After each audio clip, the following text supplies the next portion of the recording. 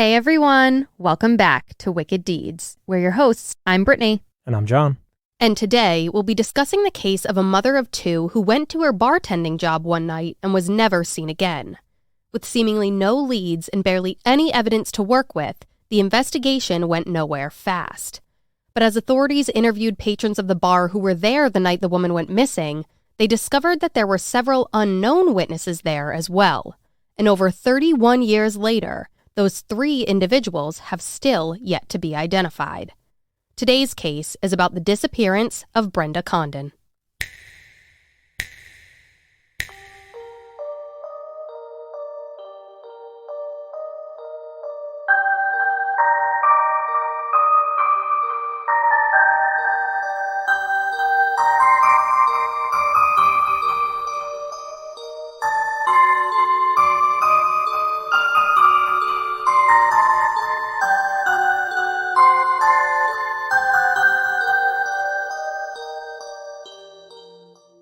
Brenda Louise Condon was born on March 1st, 1962, and grew up in Clearfield County, Pennsylvania.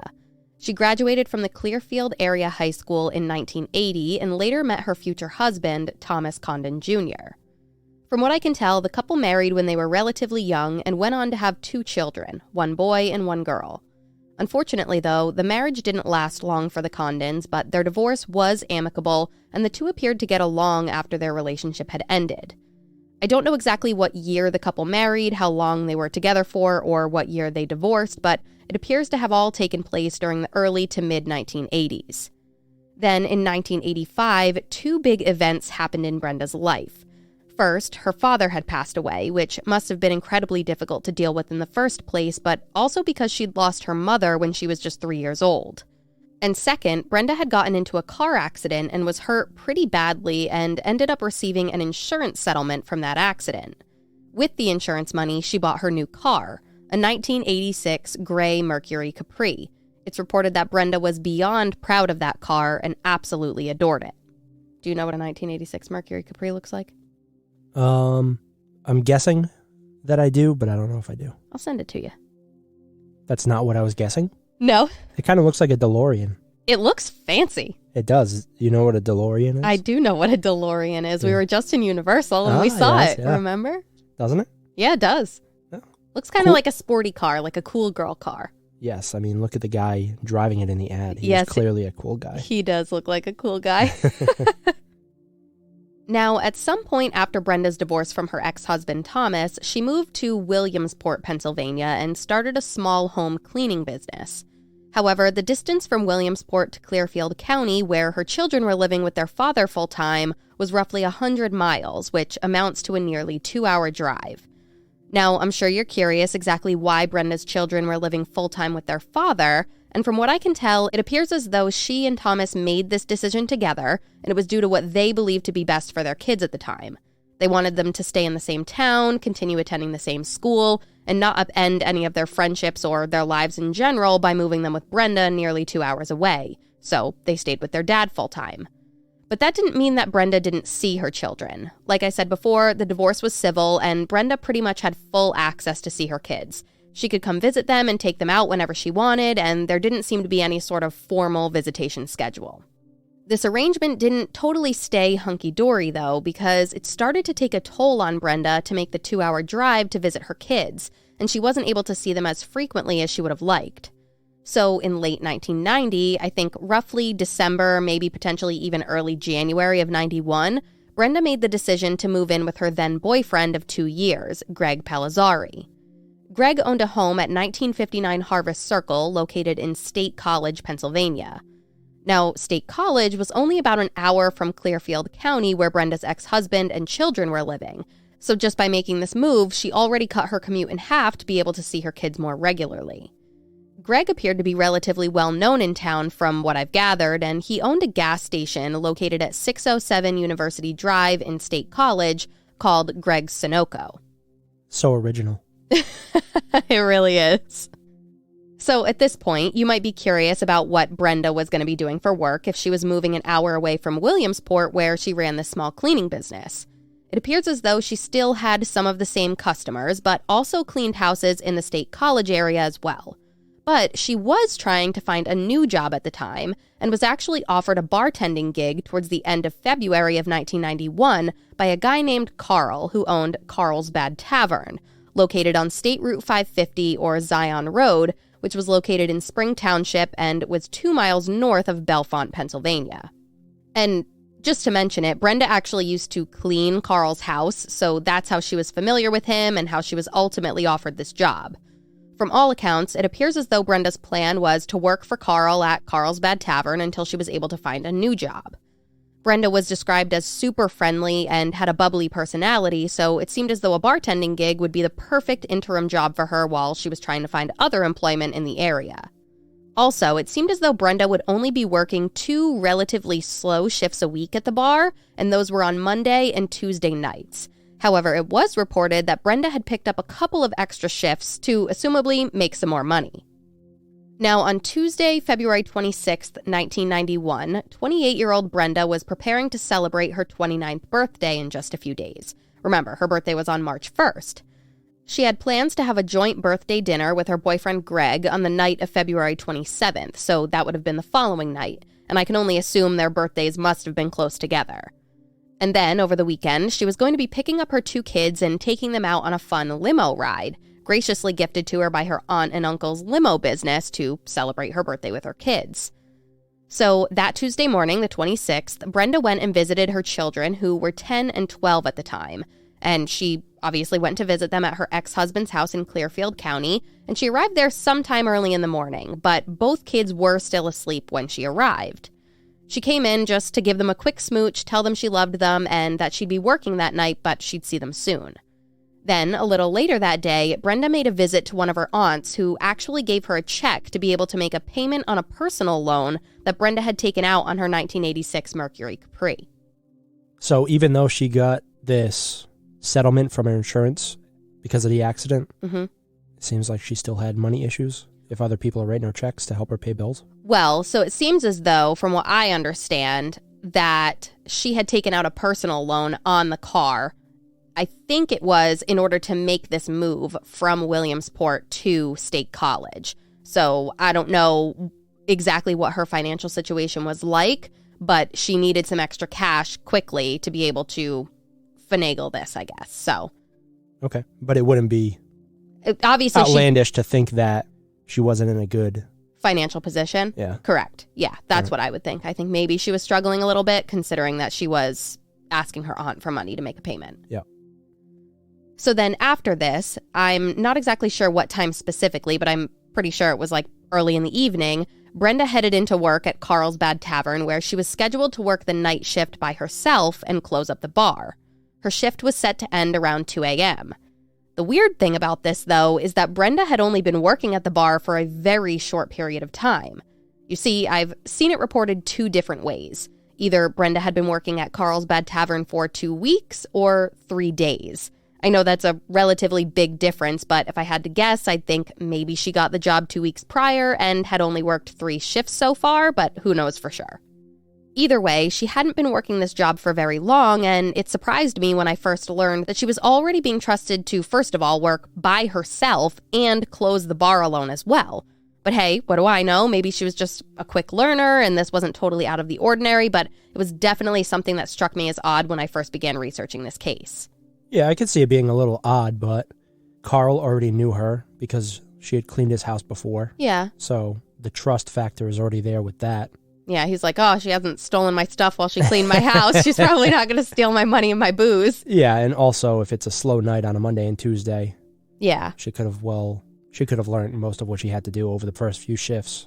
Yeah, I don't know. It struck me as odd because, like, I think about myself and I would be very nervous to do that, especially considering it would be like a newer job and I wouldn't want to screw something up. Like, what if he came in the next day and counted up everything and was like, oh, you screwed up the register or whatever. Like, I personally would have wanted like more experience under my belt before I was like, yeah, let me do this all alone. You think that way, and I think, okay, he's making me work by myself already. Yeah. If I mess something up, then it's on him. I guess, yeah. But who wants him? What if he like tried to dock your pay or something, you know? Yeah, I guess.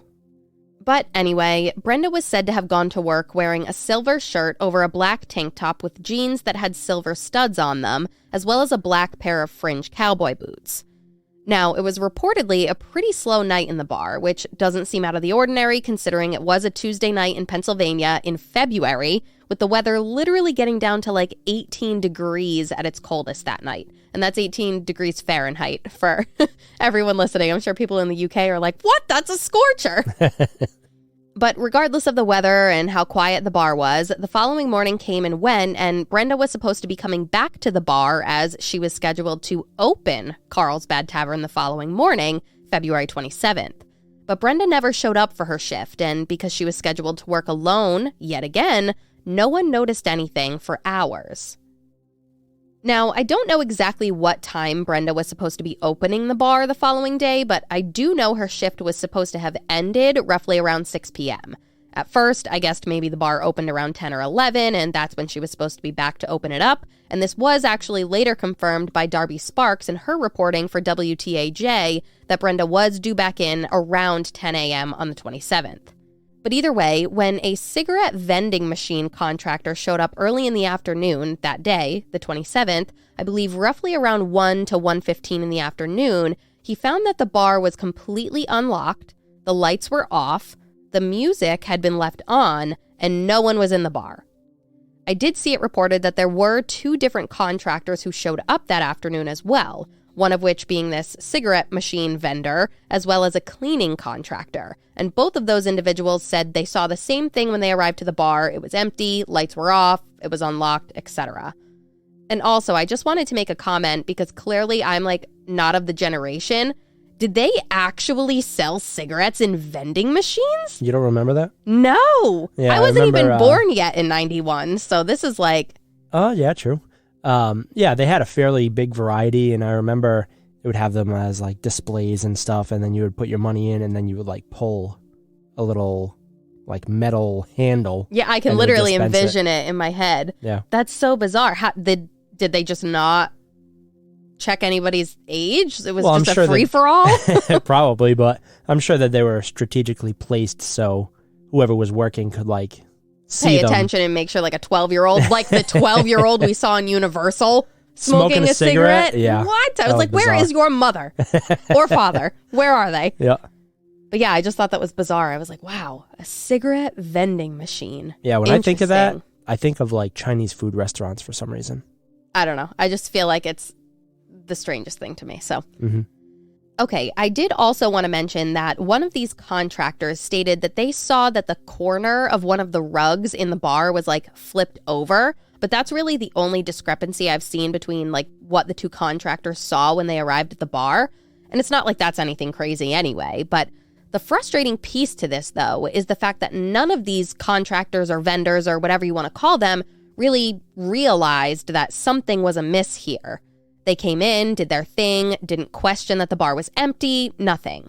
But from the outside looking in, we can probably say, like, yeah, that's weird. Wouldn't you think, like, they've probably come to this establishment multiple times before, and someone's always there, or it's locked, or whatever. Or the lights are on. Yeah, like, it's a bar. Right.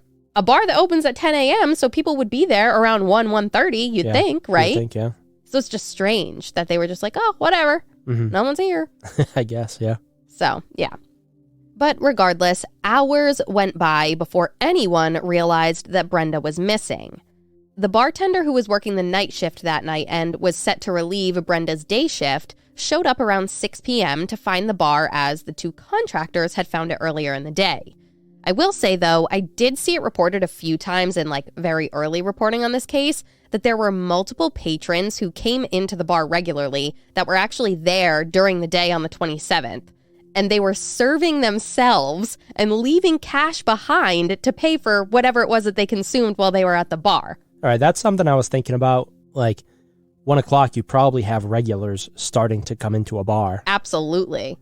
So it is strange that a regular maybe didn't contact Carl or say, hey, nobody's working, because how often has the place been unlocked, not really opened by someone, and just, available for them to serve themselves and leave money behind. Yeah, it's just weird. But also, that's like pretty conscientious of them to be like, oh, I'll leave some cash. Like, Well, not it's be a their- douche and like steal the guy's alcohol. It's but their, their favorite regular watering spot. hole. Yeah. So. I just thought that was interesting. And I also thought it was weird, too, that however this happened, these two vendors like never came across a customer when they showed up and did their thing. Yeah. Obviously, they probably weren't there for like a crazy long amount of time. Like, you wouldn't think that like all the cigarettes would have been out of the vending machine or there was a ton to clean or anything because it was a Tuesday in the middle of the week, Right. But still, I just thought that was such an odd coincidence that like they just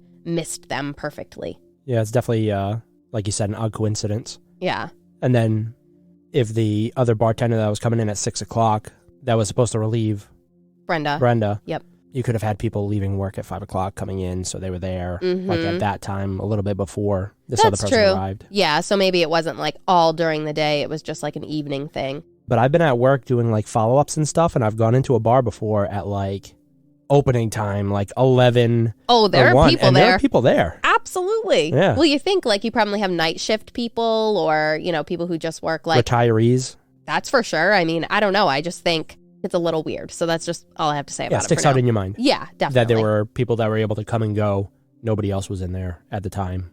And nobody was contacted. No one was like, hey, who's supposed to be here? Right. All right, so now around 6 p.m. on the 27th is when the police were called and Brenda was reported missing. But here's the weird thing that I can't quite figure out about this, and that has to do with Brenda's boyfriend, the one she'd been living with for a few months prior to her disappearance.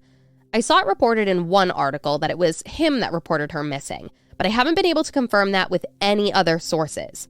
Plus, if he had reported her missing, why was the report not actually taken or filed until the evening on the 27th?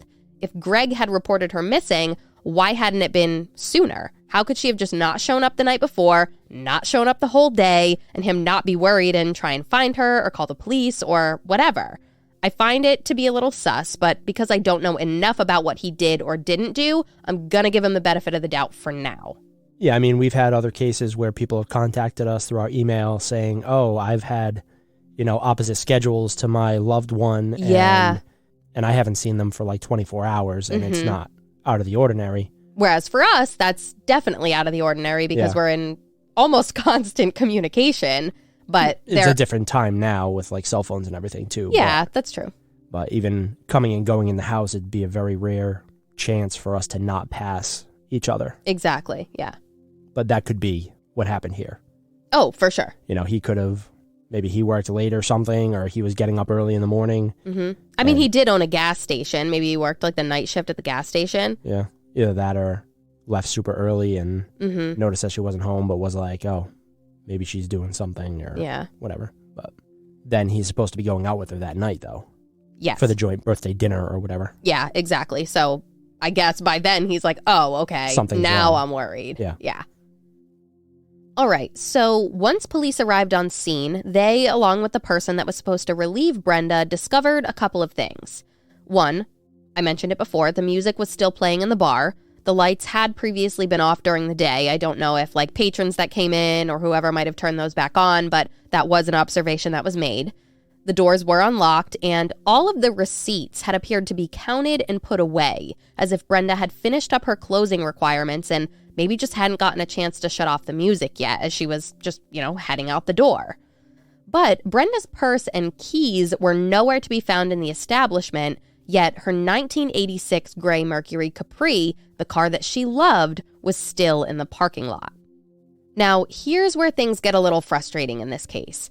Authorities with the Spring Township PD, which would be the original investigating agency on this case, didn't feel as though Brenda's disappearance was any real cause for concern at this point.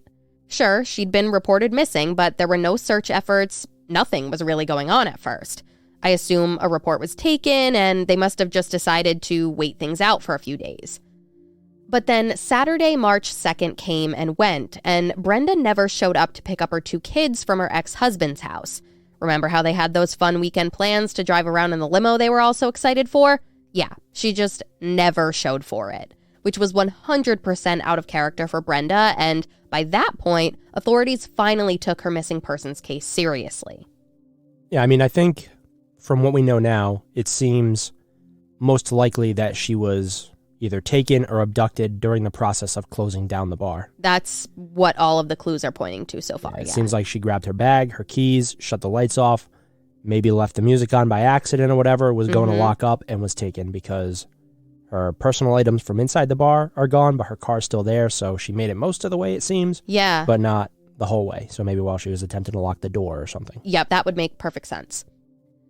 So now, by early the following week, around the Monday or Tuesday, which I believe was March 4th or 5th, the media started really reporting on Brenda's disappearance, describing her for the public in case anyone saw her as 5 feet 5 inches tall, 110 pounds, with dark reddish-brown shoulder-length hair, with light hazel eyes, but she wore green contacts. She was also said to have a tattoo of a ring of roses around her right ankle. Then, on Tuesday, March 5th, now almost a full week after Brenda was last seen, investigators with the Spring Township PD had put together a search effort in the area, with them bringing in helicopters for aerial searches, cadaver dogs, officers looking on foot, with nearby quarries being searched, as well as a salvage yard that was near the bar. Investigators stated publicly that they were specifically looking in areas along State Route 550, which is the road that the bar was on, where someone could have easily gotten to either on foot or in a vehicle. So you'd have to think it would be a place someone could have gotten, I guess, in both modes of transportation. But despite investigators' best efforts, they came up completely empty and were no closer to finding Brenda. Well, I would have to assume that the person that was most likely involved in this, in taking Brenda, would have gotten there by vehicle. I agree completely. Because if hers is still there, they're going to just drag her away on foot. No, in 18-degree weather, right, doubtful. It doesn't make sense. Yeah. So. Now, just a few moments ago, I made mention of Brenda's boyfriend, Greg, and how I found it a little odd, if he hadn't gone out looking for Brenda or reported her missing or anything like that. Now, I will say, I really do not have any idea what Greg did when Brenda didn't come home that night. I don't know if he was out searching. I don't know if he called her family. I don't know if he attempted to file a missing persons report and maybe wasn't successful, because none of that was reported on. The first reporting on really anything to do with Brenda's missing persons report was that this employee found that she wasn't at the bar and subsequently said missing persons report was filed. I don't know who it was that actually filed the report, though, but I would think that she would have been reported missing sooner if it was the boyfriend that did so, but who knows? Yeah, I mean, she's a new employee at this place, so most likely whoever was coming in to relieve her is not calling the police and saying, oh my God, this lady's missing. Yeah. I assume that maybe somebody had like an emergency contact for her boyfriend. Maybe this employee contacted Carl. Carl in turn contacted the boyfriend. Yeah. And then things kind of moved together from there. That would make more sense, because why would they just be like, oh my God, she's not here, she must be missing? Like, right. That's she not could have where... no-called, no-showed on her fourth or fifth shift, Exactly. I would just like to know what Greg was doing for the days leading up to Tuesday the 5th. Yes, Was he looking for her? Was he pushing for more information? Well, you're about to get that. Okay. Good timing on the question. So I had said before that I was going to give Greg the benefit of the doubt for now, and that seems to have been worth something, because within the first few days on this case, so I would say between when she went missing to when the media really started reporting, Greg came through.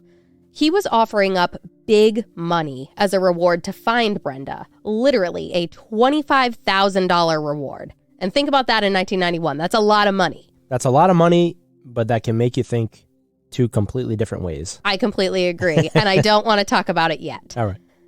Also, Greg hired a private investigator to get to work on the case as well, I assume alongside the PD, but he wasn't pulling any punches. He's like, we're getting this done. We're getting a PI. We've got the reward. We're going to get everybody talking about Brenda. And he told the Center Daily Times, quote, I'm going nuts. I just want to know that she's safe, end quote. And later on in that same article, more of what Greg had to say was, quote, I need help. I own a gas station and I'm telling everybody I see about it. I think it's totally foul play, end quote. Yeah, I was thinking that too. If he's like an establishment within the community, he has this gas station. He's got to have tons of connections for all the locals that come in there on the regular. They know he owns it. So he has probably a fairly vast network. Definitely. To be able to spread this information. He can post a picture inside the gas station and really probably do a lot more than investigators with a lot less effort, because he can just be there. Yeah. And all these people are coming to him. Yep. And he can just kind of spread the word that way. Definitely, yeah. It's a pretty good position for him to be in, I think. Yes, I would say so.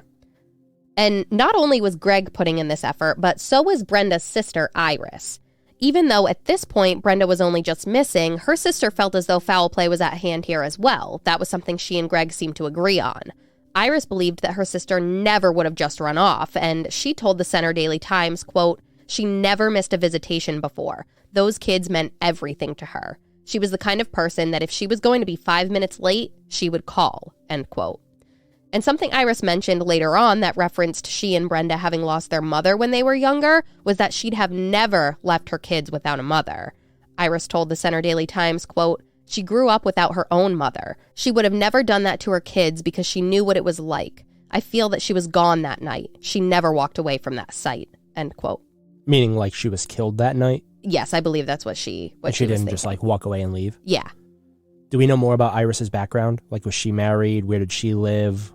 So from what I've gathered, obviously we know that they lost their mother at a young age, but Iris was like 12 years older than Brenda. So she actually became like her mother figure. Mm-hmm. And they had like a really close bond. And then obviously once they also lost their father in 85, I'm sure their relationship just, they got closer and closer.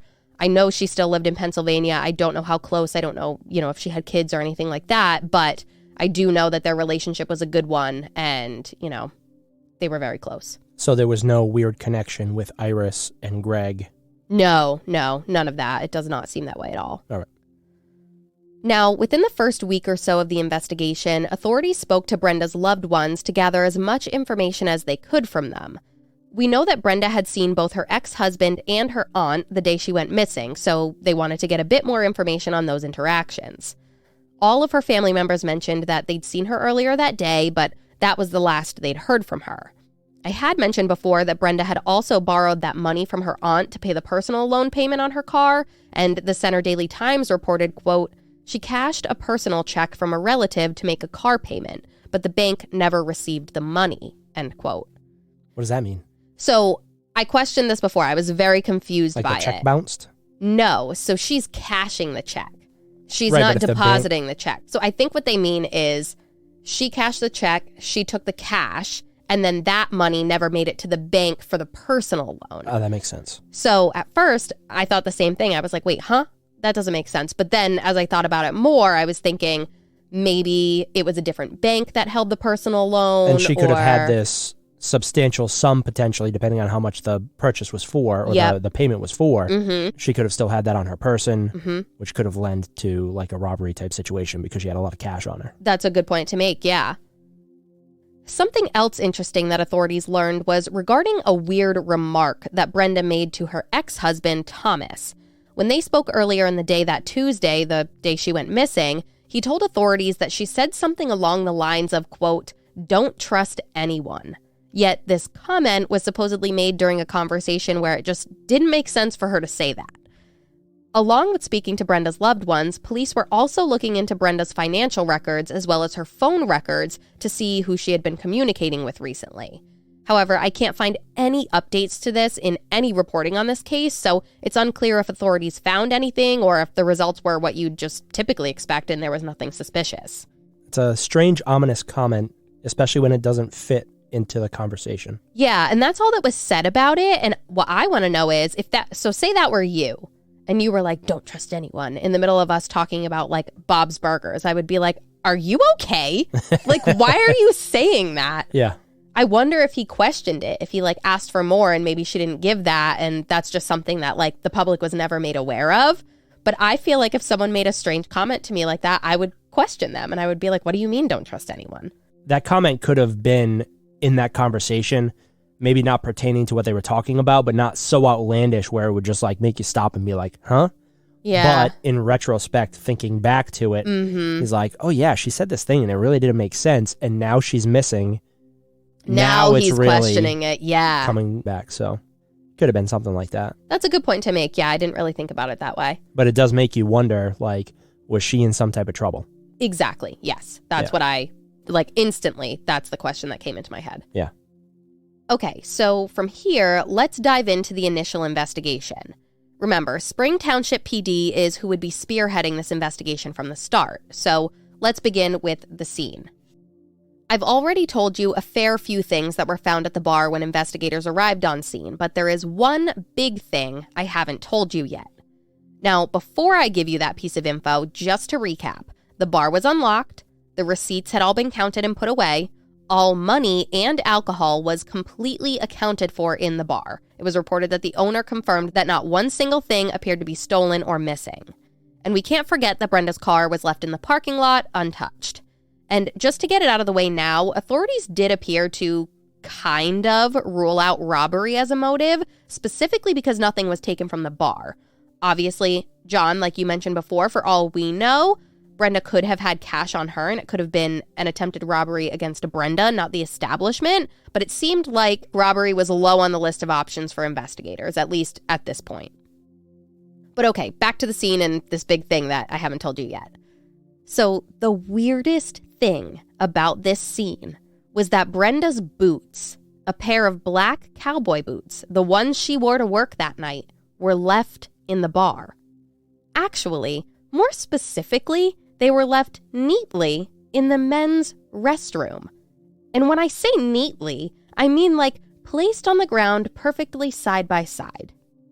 Now, John, I have a picture of Brenda's boots, and I'm going to send that to you now so you can see what they looked like and how they were set down, because from all accounts, how they look in this picture is how they were placed in the men's bathroom. All right, so this picture is not them in the bathroom, but this is how they were placed in the bathroom. Yeah, exactly. My first thought, I know you said they were in the men's bathroom, but it's winter. Could it have been like really crappy out? Could she have worn like a pair of duck boots to work and then changed into those once she got there? So now these were off because she was going to be leaving, so she had changed back into her other boots. It's a good point to make. I'll counter that with, why the hell would she put them in the men's room? Yeah, right. That's the thing that stands out. Yeah, exactly. So unless the men's room was a nicer bathroom and nobody was there, she was closing up. Maybe, but I doubt it. More easily accessible. I don't know. Just trying to come up with some type of idea. Yeah. Yes, it doesn't make sense. Yeah, but I see what you're saying. But so that's why I would think that the boots were off, though. Yes. Is that you would take two different pairs. Those do not look like they would be very comfortable to walk through snow or slush or whatever. No, definitely not. So I have a couple comments that I wanted to make about the boots. So at first, when I had heard about the fact that authorities weren't immediately looking for Brenda on the 27th when she was first reported missing, I was beyond confused because I, at that point, knew about the boots. And how is it that, like, her purse and her keys are gone, her car's still in the parking lot, and her freaking footwear is left in the bar? Where the hell is she going in the middle of Pennsylvania in 18-degree weather, potentially barefoot? Yeah. But then, obviously, John, as you just mentioned, investigators seemed to believe that it was possible that Brenda could have brought a change of shoes with her, and that she just put on the other pair and left. But then I wonder, why the hell is she leaving on foot if she has her car there? So there are all these questions that I had. But both her boyfriend and her family members had stated that she always wore these black boots, the ones that were found in the bar. They were her favorite pair, and that she definitely did not have an extra pair with her that night. Greg stated that all of her other shoes were at home in her closet, and her sister mentioned that she would have never brought another pair of shoes to change into unless it had been actively snowing, which based on my research, it was not snowing that night. So then what reason would she have had to leave her shoes in the bar? The only other idea that comes to mind is that, you know, these are not like unisex cowboy boots. These are women's boots with a heel. Yep. They do not look comfortable to be on your feet in while you're working bartending. a bar. Yeah. So, I mean, maybe she took her shoes off because her feet ew. were sore. Like, I know. imagine walking around a bar. Like, they must be so sticky by the end of the night if that's what happened. Yeah. But I mean, that's another they don't good look point to bring. Though. No, I would never wear. I mean, I don't wear heels. Ever. Especially to work at a job where you're on your feet the whole time. Yeah, Are you kidding me? Today, I'm walking around in my freaking Birkenstock clogs, and I'm like, my back, it hurts. Like, come on, that would kill your back. Yeah. But I just don't understand, like, I can't think of an idea, like a real malicious reason or a nefarious reason why these boots would be taken off of her feet and left in a men's bathroom, not like tossed or thrown in there, like placed there relatively neatly. it just makes so much more sense that she had another pair of shoes there or that she took them off herself. Because especially, too, like if she was like locking up the business or closing the business and she had her shoes on at the time and all of her other property besides these shoes are gone from the bar. Yeah. Why would somebody have taken those shoes off of her and thrown them into a bathroom or placed them into a bathroom? It just doesn't make sense. So that's the thing. And I feel like that's like the biggest question in this case is like, why are the boots still in the bar? Why are they in the men's room? All the clues left within this bar indicate that Brenda was finished up with her closing job, like everything she needed to do, whether that be clean up, count the receipts, make sure the register matches, blah, blah, blah, all that. She would have her shoes on. Yeah, my only idea, again, I'm still, somewhat partial to her bringing another pair of shoes with her and having those on at the time. But my only other idea would be that maybe one of these contractors or somebody else that came into the bar during the time, maybe those shoes were left somewhere that was like in the way while they were loading, the cigarettes into the cigarette dispenser or something. And it was just more convenient to, move them. Yeah. And maybe somebody moved them. And then once they found out that this girl was missing and this whole investigation was happening, they didn't want to admit to touching anything or to moving something. Maybe. Yeah. I wonder if they ever got any physical evidence off of the boots. Yeah. Like, is that something that they could have tested? Because you would think, based on the way these boots look, and for everyone listening, this obviously a picture of this will be on our socials and our website, but the way you would pick them up, you'd grasp them with your fingers. I would think in between the two shoes so that you hold the pair together. At least one thumb or something would go inside the boot. Yeah, so you would probably have a good print or, some sort of touch DNA or something on the boots if someone had in fact moved them. But the boots are just going to be this big thing, I feel like, as we keep going. So I feel like it's a big thing, but it's a big mystery. It is a big mystery, yeah. But I don't know. I'm Could it mean something? Could it not? Yeah, I'm like Occam's razor in this one where yeah. She must have had another pair of shoes, and who knows how they ended up in the men's bathroom, but I don't think that anything having to do with her disappearance and potential murder has to do with the boots. That's an interesting take. So I'm going to bring something up now that I was planning on bringing up later. So I don't know if anybody listening knows who this person is. John does because we've talked about him before. But Ken Maines has a YouTube channel, and he actually did a whole series on Teresa Corley, who, we had covered her case last year, or earlier this year, actually. It was in January. And he covered Brenda's case. And if you don't know who he is, he's this famous cold case detective. He wrote a book and, all this other stuff. So he does these deep dives and, he talks about multiple different cases on his YouTube channel. I think he does one case a week, and he'll do multiple videos throughout the week discussing it. Yeah. So I watched all of his videos on this, and he has a completely different take on the boots. Okay. He thinks, maybe not completely different, but one being it could be completely innocuous. It could mean nothing. It could be a weird, strange coincidence, but there is that, air of mystery around them that makes him question this. Which is kind of the way I'm leaning, right? Yeah, exactly. But then his other thing on this is, and he, kept saying oh, I don't want to bring up the word serial killer. I don't want to bring up the word serial killer. But if this is a signature, if this person had a shoe obsession or a shoe fetish or a foot fetish or something weird that had to do with feet or boots or shoes in general.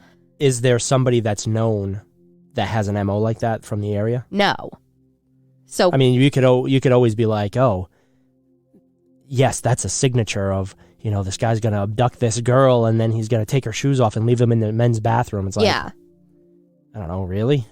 If I'm trying to picture something, I would say, based on the information that we know of the scene, could this person have caught her while she's trying to close up the business, forced her back into the bar?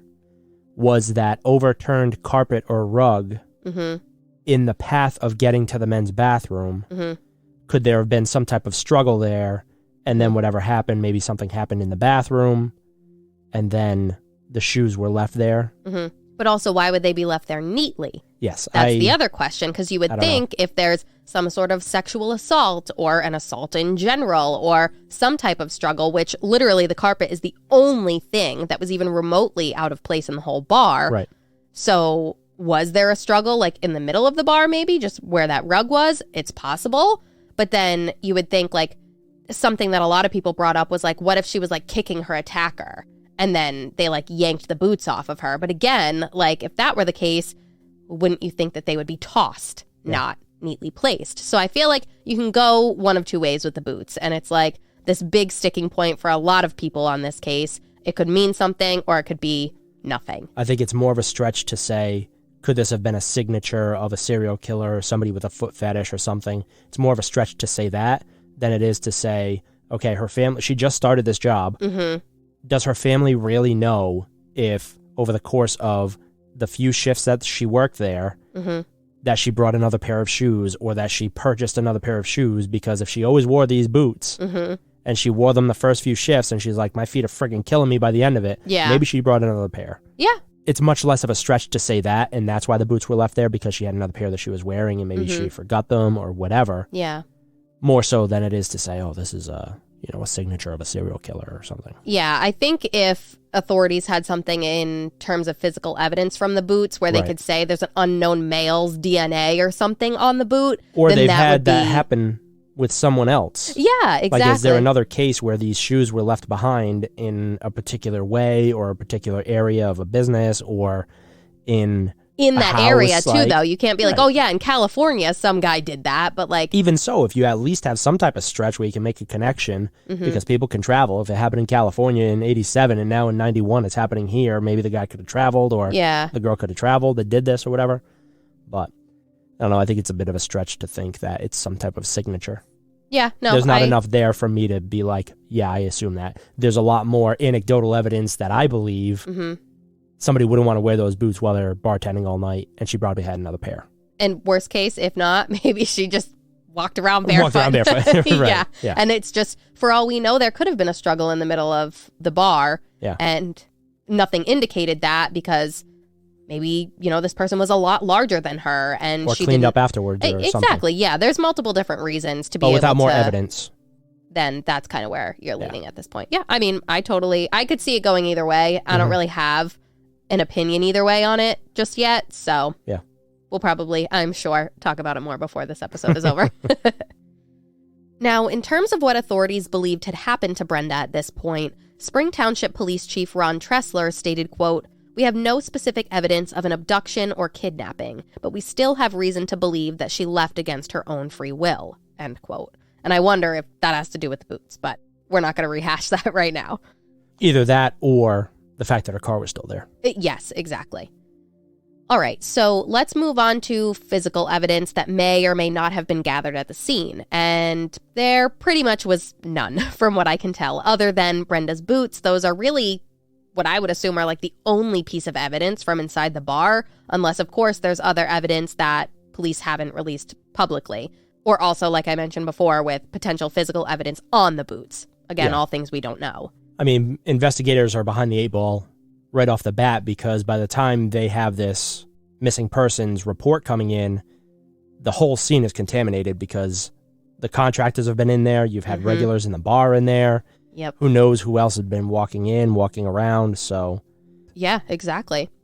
I will say, though, it was stated that her car was processed for fingerprints and any other potential evidence that may have been left in the vehicle. And I guess whatever they found was sent off to a lab for testing, like that was the, phrase used.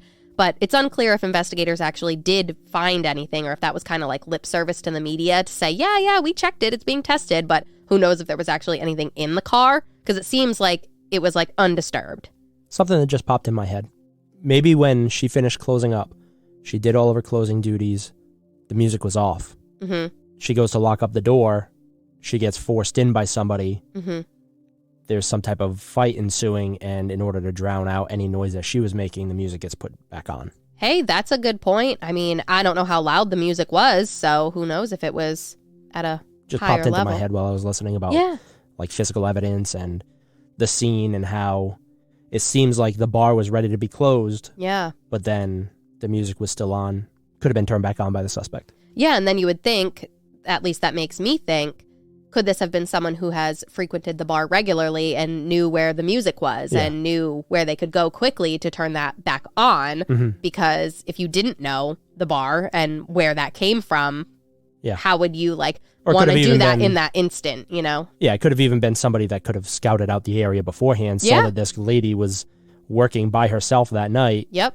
Struck up a conversation with her while she was working at the bar. Oh, you're working here by yourself tonight? Yeah. Oh, what time do you end up closing? Oh, that's not safe. Yeah. Blah, blah, blah, stuff like that. Oh, I can literally picture that whole interaction. You know? Yeah. And then comes back after they know everybody else has left and she's about to close up the bar. Yeah. I mean, that's definitely a possibility. Mm-hmm.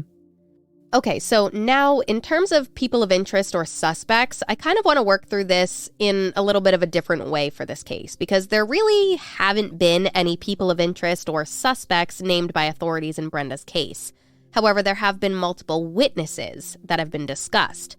So I want to review the witnesses or potential witnesses, and after we go over those, I do want to give you my opinion on who I believe could have or maybe should have been a potential person of interest, but I want to dive into that a bit more towards the end of this episode before we tackle theories.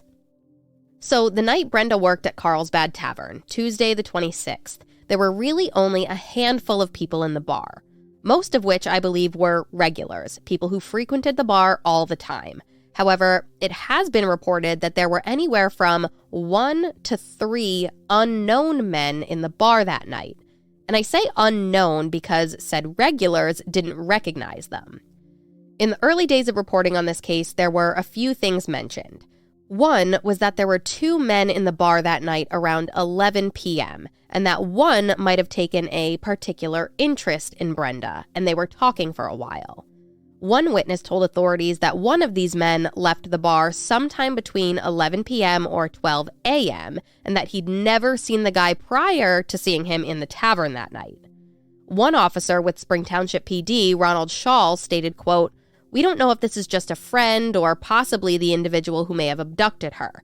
She was talking to him for quite some time," end quote. And I believe that was obviously in reference to this same individual, not a different person. Yeah, I know you had briefly spoken about like the area of where this was beforehand. Yep. Do you have any visual aids? I do.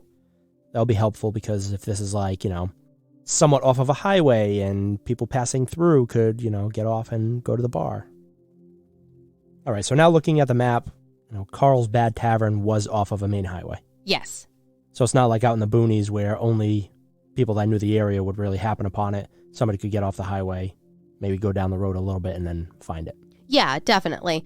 I will say, though, a lot of people were saying that the location of like where he put the bar was like a little too far from specifically Penn State. So get all the college kids. Exactly. It was like a 20-minute drive. It's not like he's within a college town and he's going to get all these, college kids coming in to drink all night, whatever. Mm-hmm. So I think people were saying, it was a little bit of an inconvenient location to want to have, more and more business. Yeah. But you're right. But it's also not, it's not unheard of that you would have people that didn't frequent it all the time happen upon the bar and be like, oh, I'm going to go in for a drink and maybe about to eat or something. Absolutely. Yeah. It looks like there's like 2 major highways. Yeah. Like right near it. Yeah, exactly. So I'm sure there were probably people driving long distances or maybe right after work, they would hop right off the highway, things like that. So, All right. So back to the witnesses from the bar. So over time, things appeared to change a little bit regarding who this man or potentially even men were.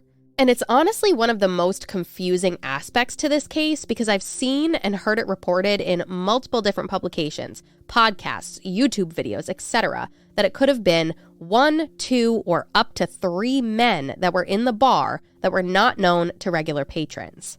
Did it look like these men knew each other, though? Or is it all 3 people are all separate and they didn't know each other? That I cannot figure out. So it's like, was it just one guy and everyone had like these weird different explanations of what he looked like? Because we're going to dive into that in a minute. Or is this 2 men and someone like just had a hard time deciphering, between the older guy versus the younger guy or whatever? Or is it 3 men and 2 were sat off to the side of the bar or at like a high top table or something. And then this one man who took a particular liking to Brenda was the one that stood out more, so that's why some people thought it was one guy, but then these other people were there, and maybe they were all there together, and there's something there. Yeah, it's all a little confusing. So unfortunately, I really don't know. And one of the investigators, too, that same officer, Shaw, that we talked about a minute ago, had even said at one point, quote, "What we don't know is whether we're talking about 2 or 3 different people," end quote. Yeah. So like even they had no clue. They couldn't nail it down. No surveillance in the bar, I'm guessing. No, unfortunately.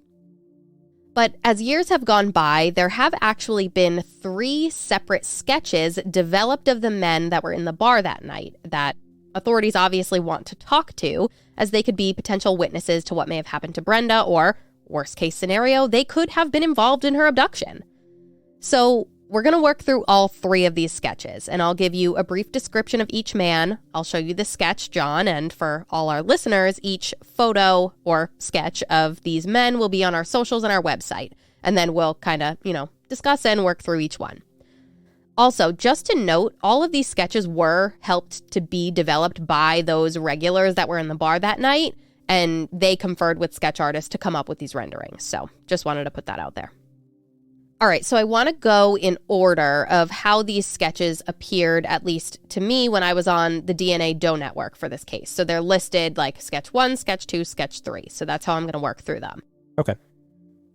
So the first man was described as a, quote, white male. He was approximately 38 to 40 years old in 1991 and was approximately 6 feet 2 inches tall. He was wearing a bright blue down jacket and jeans, end quote. All right, John, I'm going to send you the first sketch now. Jeez, it looks like Babe Ruth. It does. I never actually thought of that until you literally spoke the words, and I was like, what the fuck? Yes, it does. Yeah. So yeah, for everyone listening, this looks like Babe Ruth. It looks like the right side of his face, maybe that's like a scar, or it's just he had like pudgy cheeks and deep jowls. And yeah, it looks like he has very like deep lines, like from the sides of his nose down into his cheeks, like next to his lips. What are those called? What are those lines I don't know. called? That's why I'm saying jowls, because I'm thinking like, yeah, the side of their cheek. Yeah, like because it's puffy or fat or chubby or whatever, it makes those lines. But in one way, like this guy doesn't look chubby or fat in any way to me. And that description said that he was, it actually doesn't say a weight. It just says that he was 6'2". All right, so that's the first one. And the annoying thing is, I don't know which one is the one that supposedly like was talking a lot and talking for a long time with Brenda. So I'm guessing that all of these sketches look like different people. Yes, they do. Okay, so chances are either whoever the witnesses were that were giving this information to the sketch artist misremember, or were completely obliterated drunk in the bar that night and couldn't remember. But I'll tell you, these descriptions are so different. There's no way in my mind they would be just one guy. So it could be multiple people. Yeah. Most likely would be based on these. For sure. So now onto the second sketch. This one is described on the Doe Network as a, quote, white male who was approximately 25 to 30 years old. He was approximately 5 feet 8 inches tall and was wearing a black leather coat, white button-down shirt, and jeans, end quote. We got another dirty face? Yeah, seriously. I wonder, what was the industry like in the area? Were there like a lot of construction workers or coal mines? Because I was just going to say coal miners. Yeah. Weird, right? Mm-hmm. I wonder, maybe they were all working and then came to the bar after work that night. Maybe they were miners. Maybe they were construction workers. Who knows? Yeah. That's a good observation, though. Mm-hmm. But you have to think already between these two, there's a huge discrepancy there with the descriptions of these two individuals. The descriptions, yes. The outfits are completely different. The ages, everything. Mm-hmm. Agreed. Okay, so now finally the third sketch. This man is described as a, quote, white male who was approximately 50 years old and 5 feet 8 inches tall. He was wearing a short, dark jacket, dark slacks, and a brown plaid shirt, end quote. Oh, he looks like the bad guy. Do you think? He does look like the bad guy, yeah. He looks Another a little dirty bit like... kind of face. I know. I wonder if it's like how they kept these sketches for... I don't know, but these sketches are friggin' good. Right? They're especially very this last detailed. One. This last one's like a freaking portrait. Yeah, it's a really good sketch. And I feel like if you knew someone that looked like that, like I know they always say like you can't take sketches or whatever, and you know, they're not always going to look like the person, but right. I mean, that's got to be a good description to get someone looking like that. And I mean, you can't say that this was one person and somebody in the bar saw that he was wearing a blue puffer jacket, but then the other person saw that he was wearing a black leather jacket. And then someone else saw he was wearing a brown plaid shirt. Like, right, none they're of that. so vastly different that you Yeah. have to assume that there were actually these 3 different people in the bar. That's what I think. I'm pretty set on the fact that there were 3 different men in there. Yeah. And for all we know, if they were coming from work, I don't think it would be out of the realm of possibility that they all knew each other. Because I know from experience, like one of my best friends when I was at my previous job is like 25 years older than me. Yeah. 30 years older than me. Mhm. Like, so I feel like in a work environment, like you hang out with people that are so vastly different in age that it wouldn't be weird to me that these 3 guys may have known each other and all came there together and then...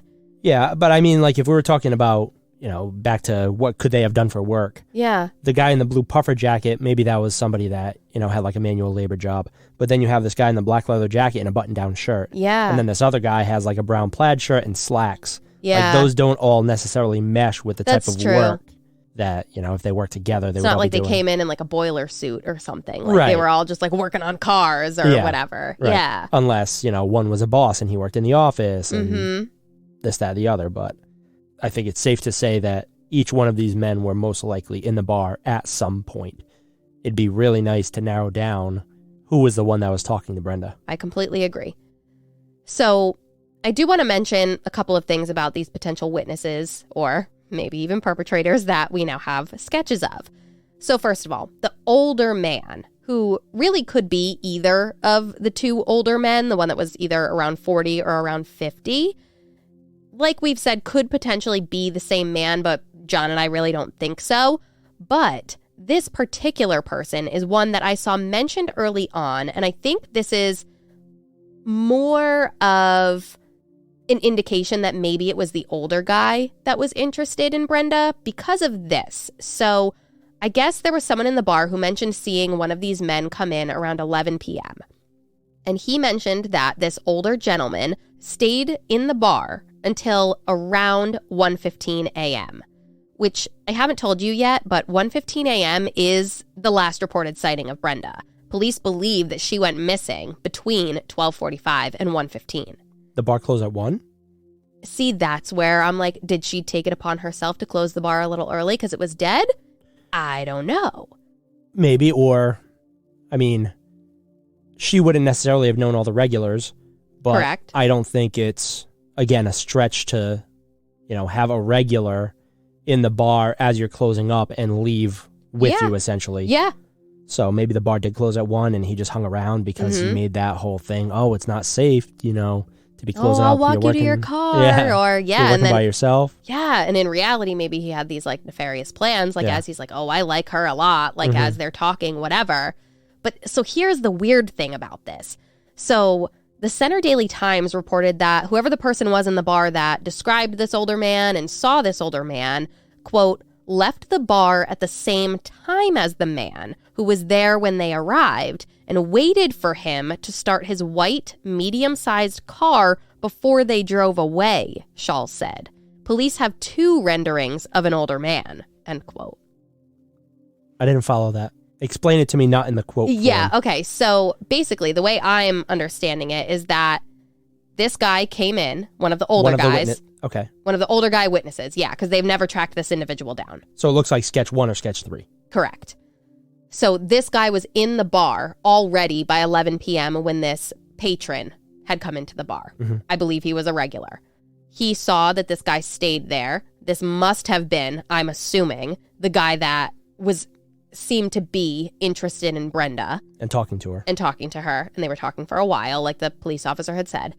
And then I think that this regular was like, this guy Sketched might be out. creeping me out. Didn't and leave until the sketch guy left. at 1:15 and watched him. Like, why are you going to say that you went out at the same time as this guy? You waited for him to start his car and drive away. Yeah. You had to have a bad feeling about that Yes, guy. okay. I totally follow that now. Yeah. So I'm wondering, did he come back? Maybe if he had, like you said, nefarious ideas. And knew and this other plans. guy was watching him. Yep. Because I feel like a lot of people try and be like sly and they're like, oh, I'll keep an eye or I'll do whatever. And they're so freaking obvious. And you're like, dude, I can tell you're watching me. Yeah. So I wonder if it You was can like always one of feel those. eyes on you. Yeah. I wonder if it was like one of those situations. And he was like, fine, I'm going to leave the bar. I'm going to, leave for like 10 minutes, 20 minutes, whatever, and I'll come back. Yep. So yes, maybe that last sighting was at 1:15. Maybe those two guys were the last two to leave the bar. And that's why authorities are saying 1:15 is the last time she was seen. Maybe she spent 15 minutes cleaning up, getting ready to close. Yep. And then he ended up back in the parking lot as she was about to lock up the door and leave. Right. And then something happened. Yeah. Makes sense. Yeah, I think so. Now, here's something interesting regarding the younger man that was seen in the bar. So that would be sketch 2. And I guess Brenda's son actually recognized the sketch of this younger guy. He said this man used to frequent Brenda's boyfriend's gas station. Brenda's son had actually worked at Greg Sunoco over the summer pumping gas, and he specifically remembered seeing a man that resembled that sketch coming there a few times. Her son told the Center Daily Times, quote, I recognize the face. I can't put a name with it. I just sat there and looked at it for a while. The guy I'm thinking of looked a lot like that picture, end quote. And this same article continues on with, quote, sometimes the man would leave and then come back a second time, only staying for a short time, end quote. So if Brenda's son is recognizing this guy, Yeah, don't you think Greg would recognize him? I would think so. And Greg never came forward saying, hey, these guys look familiar? Well, Or at least sketch 2 looks familiar? I don't know. I don't know anything about I'm being honest with you. I really don't know. You're like giving me a look like, are you lying to me? Like, Oh, no, don't you find that odd? I do find that odd. I find it incredibly odd. And what I was going to kind of like finish up on here with these witnesses is the fact that authorities have never identified them. They're the only people from the bar that night that police have never been able to track down. Everybody else that had supposedly been in the bar that night, all the regulars, I assume were like, oh yeah, I was there with Jeff and I was there with Mike and I was there with whoever. They tracked all of them down, got witness statements, multiple of them helped with these sketches, everything. Those 3 guys never found, never have come forward, nothing. Yeah, that's odd. I mean, the kid could be mistaken, saying Of that, course, yeah. sketch 2 is a guy that went to the gas station all the time. But it's odd that nobody was ever able to track them down. Mm-hmm. And it's odd now that this kid is saying that he believes sketch 2 has been to Greg's gas station multiple times. And then if you want to get all conspiracy theory and put your tinfoil hat on, then you're like, okay, was he coming to Greg's gas station to meet up with Greg for some type of scheme or plan or something? Because like I said earlier, when Greg put out this $25,000 reward, that can be taken one of 2 ways. It can be like, hey, we need to find my wife or my girlfriend, and I'm sparing no expense, or I'm going to put out this gigantic reward to make it look like I really care when I could have some type of connection to what happened. Yeah, it's a very good point to bring up. Now, as time goes on, I'll spoil it for you now. Literally not one single lead in this case ever seems to pan out.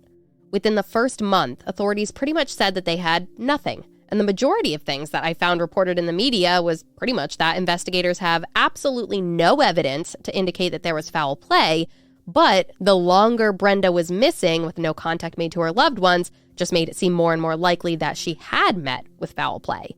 And this same sentiment, like I kid you not, every single year is the same thing police would put out to the media and to the public. Oh, we have no evidence to say that there's foul play, but the longer she's gone, the more we think there is. And it's like, how many times can you say the same thing? Like, are you... Well, you're never going to get a different outcome.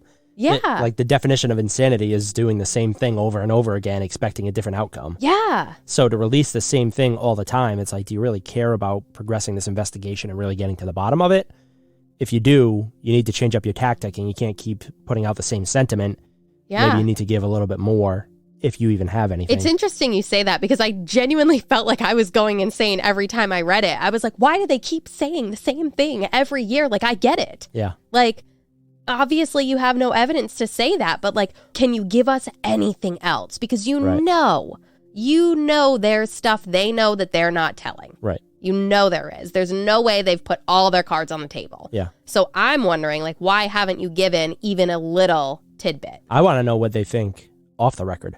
Hell yeah. I think that's what we want to know in every case. Right. But like, this one's just so mysterious. Well, I mean, not even every case, because some cases, True. authorities are upfront and they say, hey, this is what we believe, but we need help. Yeah. Whereas in this it seems like they case- have no belief. I feel like they don't have a motive. I feel like they don't have anything. Well, they to never say. found Brenda either. Right? Exactly. They have no body. They have no motive. They have, essentially, as they've said, no evidence to indicate foul play, but yet All here they they are have- saying there's foul play. All they have is a mysterious comment made off the cuff, essentially, in a conversation that she was having with Greg. Yeah. No, her husband? Her ex-husband? Yes, her ex-husband. Yep. She was having with her ex-husband. Don't trust anybody. Strange. That also makes really me is, think, yeah. like, it puts it into my head, like, Charlie Allen Jr. type deal, Yeah. where is somebody starting to have, like, a mental break? And Yeah. they're, like, super paranoid about stuff? See, I don't think that I don't in think this that's... case. No, I don't...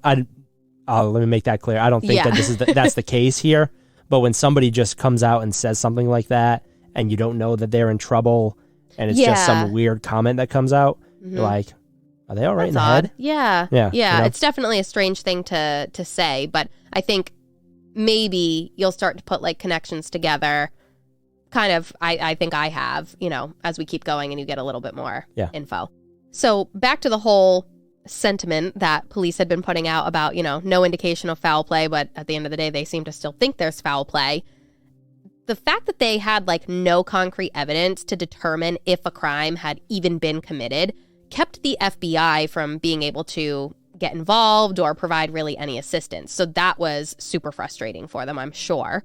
And Brenda's sister Iris, she was pushing for answers. Like I said before, she was like that mother figure to Brenda, and she was doing everything she could. She sent out flyers to truckers, which I thought was such an interesting thing. I think like she had a connection to someone who like had a truck route, and she was just like, here, take these flyers, give them to like everybody. She contacted Unsolved Mysteries to try and get them to cover Brenda's case. She even went out on a limb and contacted psychics. Like she did everything that she possibly could to try and find answers. And unfortunately, nothing ever helped her find her sister. Did she ever come forward and, produce her own hypothesis on what she believes happened? Well, it's interesting you say that because she's definitely said, like, I've got a suspect in mind and I have an idea of what I believe, but she's never said who she thinks that is. Yeah, who she thinks it is or what she thinks, like, actually happened. But she said before she thinks her sister was killed in that bar that night. She does not think she ever left. Or if she was abducted, then maybe, she was killed somewhere else shortly after the fact. But she is of the belief, like, that her sister is no longer alive. Right. She's sure of that. Yeah, I mean, when I think of Pennsylvania and we talked about coal miners and stuff like that, you think of quarries and everything. Well, it made me think of killed. Tracy Crowe. It made me think of Alicia Markovich. Like, those are all Pennsylvania cases where... and Diane Wolfe, too. They talked about the quarries in that case. Yeah. I can see that. Pennsylvania seems to be like...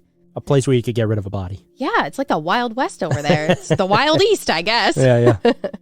But John had made a comment off the record earlier that I'm going to now bring up. And it's a weird thing. And it could mean nothing. I feel like that's like, again, a common sentiment in this case. But Carlsbad Tavern no longer exists today.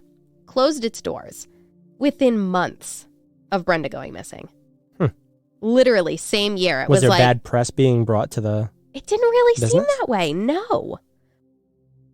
Now, fast forward 4 months into the investigation, and authorities found themselves at an impasse, with them officially telling the media, quote, "There's nothing new at all. We're back to square one," end quote. Literally, this case was pretty much ice cold 4 months in. They had no lead, they had nothing. Then, come July 31st, 1991, a badly decomposed body was found along Interstate 270 in Maryland, and that was compared against Brenda's dental records, but it was determined that the remains did not belong to Brenda.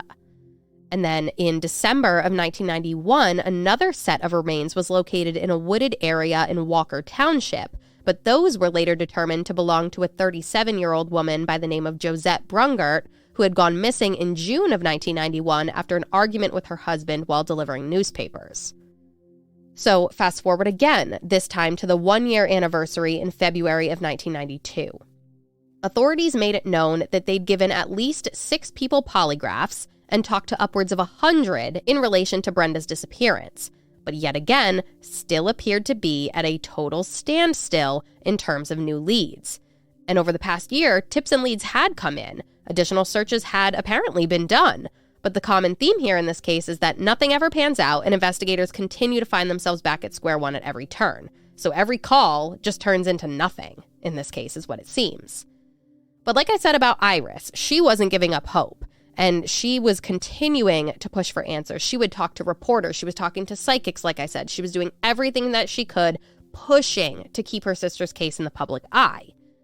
But let's talk about Greg for a second. Brenda's live-in boyfriend from when she went missing. The oh-so-frustrated one who offered up this big reward and hired the PI. Yeah, by the one-year anniversary, he seemed to completely change his tune.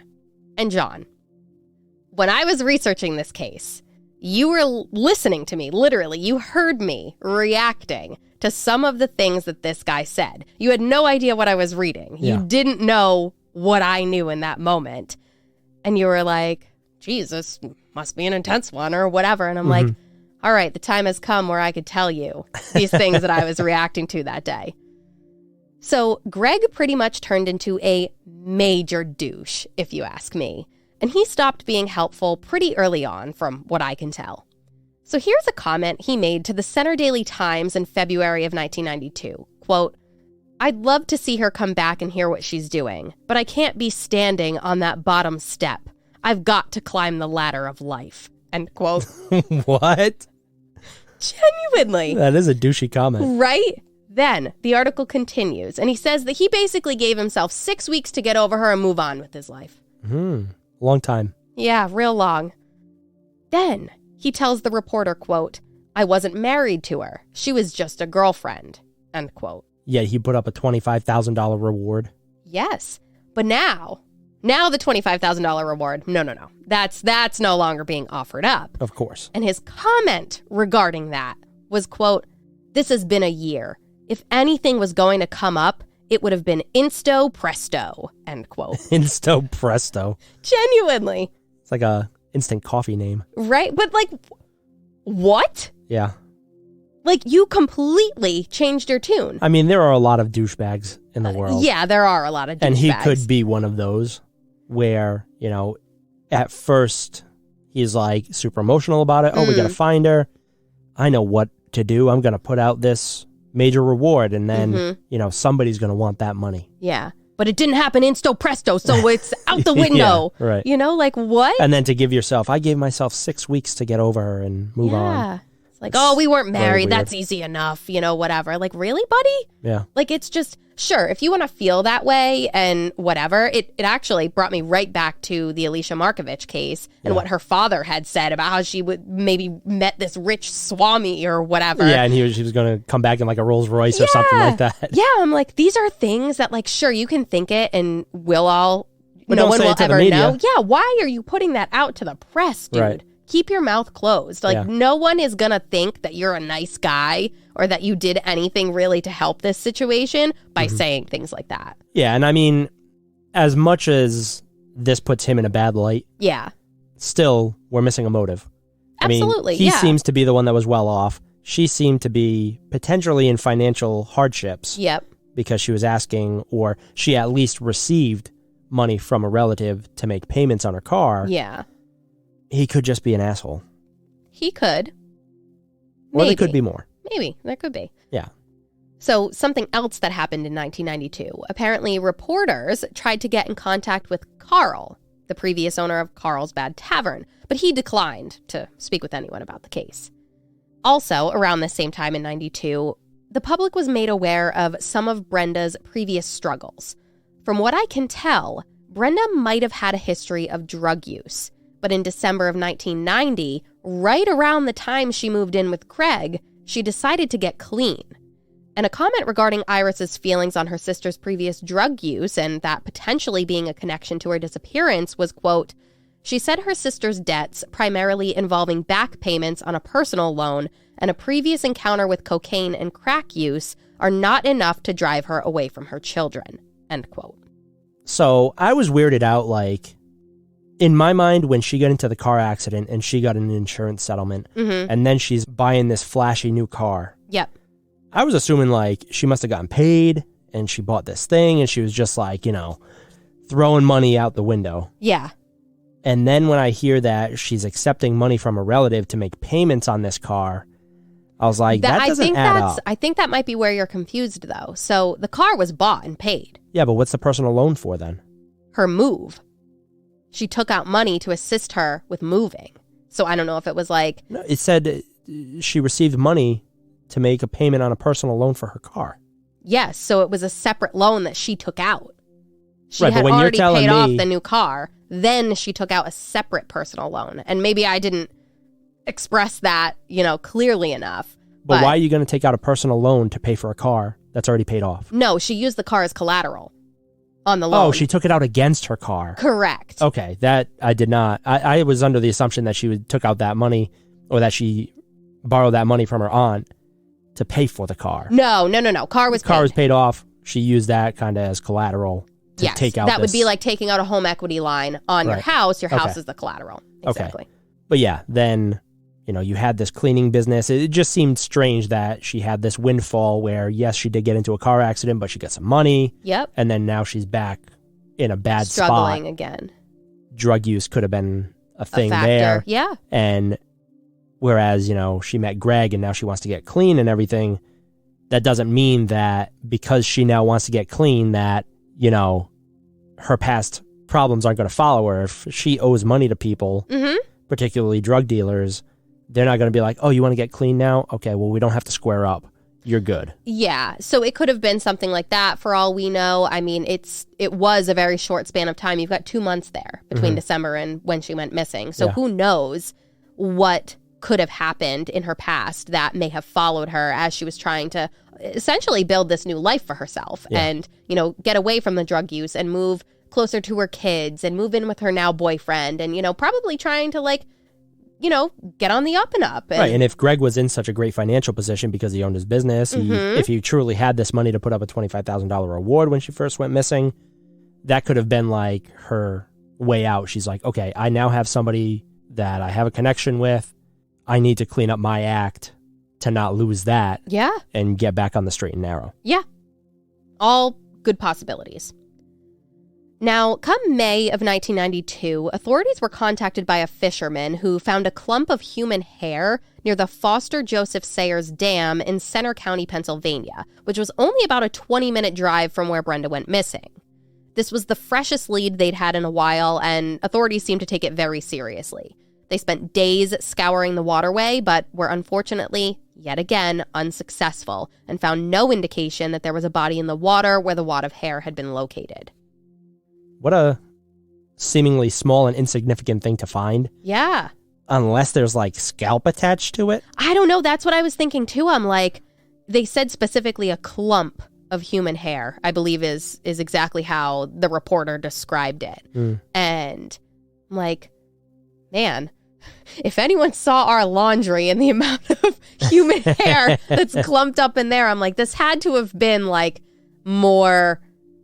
scary looking or something could have actually happened to someone. Right, for them to see that and have it catch your eye and to either collect it or make authorities aware of it. It's odd and gross. It is. Imagine. Yeah. Ugh. I mean, I would call police too. It's just...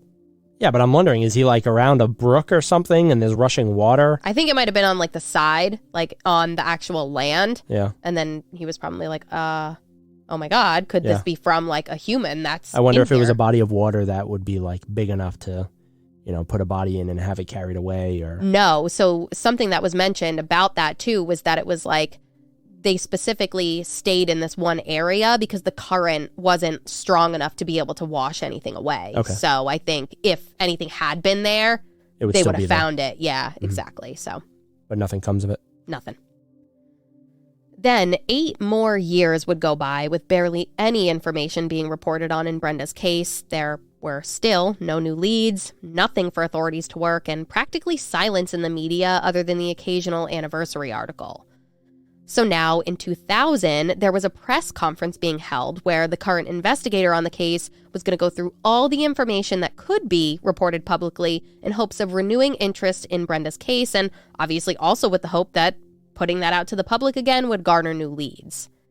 Also, come to find out, 3 years prior, in 1997, the Spring Township PD had actually transferred the case over to the state police at Rockview. And interestingly enough, an officer with that agency had previously assisted with Brenda's case when she first went missing, but he was not the current detective working it in 2000.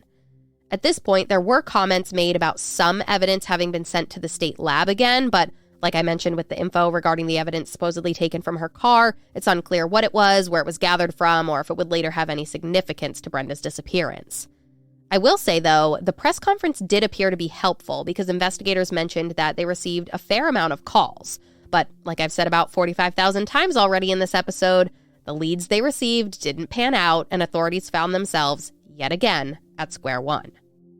I feel like the most useful information that they could receive from a press conference would be putting those sketches out there and identifying those men. For sure, yeah. Because I don't think that anything is going to come from the evidence found in her car. I don't think so either.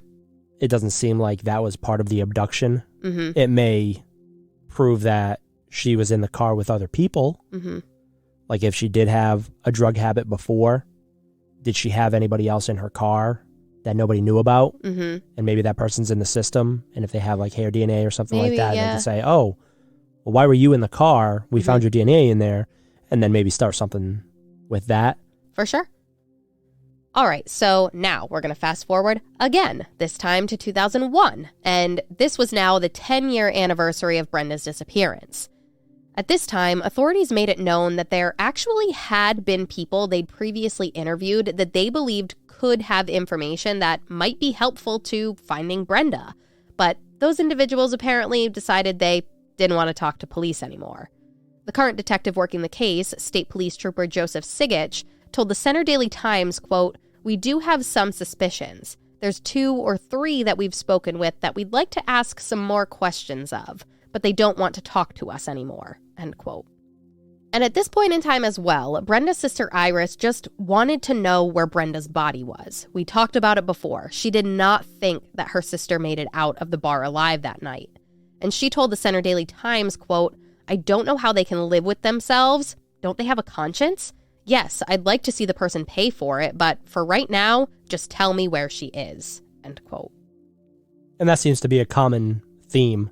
Oh my God, with family members who have lost someone. Makes me think immediately to Simone Ridinger's case and her Right. sister Betsy. Yeah, just wanting to find Just the body find and lay it her. to rest. Mm-hmm. For sure.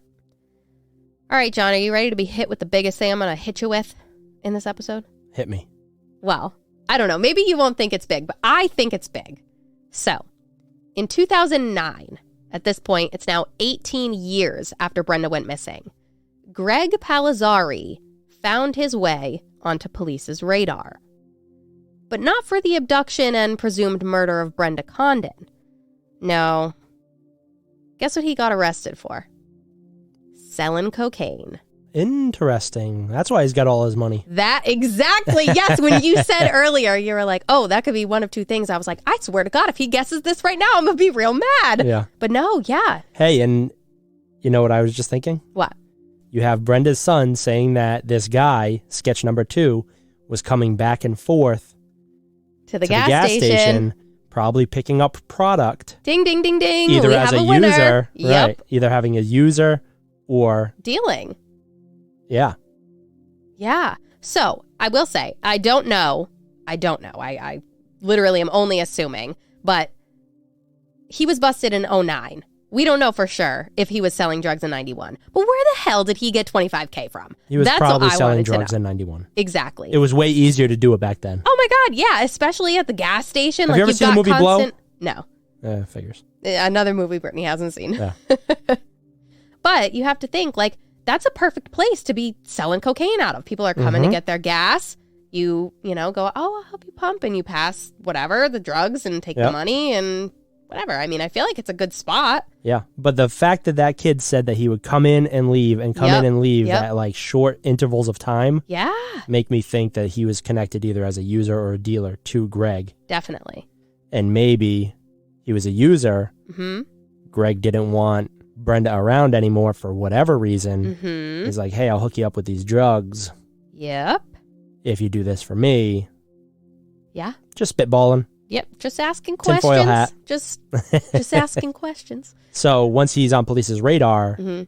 did they start hammering him on Brenda's disappearance? So, first of all, one thing I did want to make a comment about was this guy's, I don't know, maybe this isn't a lot in the drug world, so someone correct me if I'm wrong, but he was selling upwards of $50,000 a month of cocaine. Is that like a lot? I wouldn't consider him a high-level dealer. Okay. But, I mean, it's still a substantial amount of money.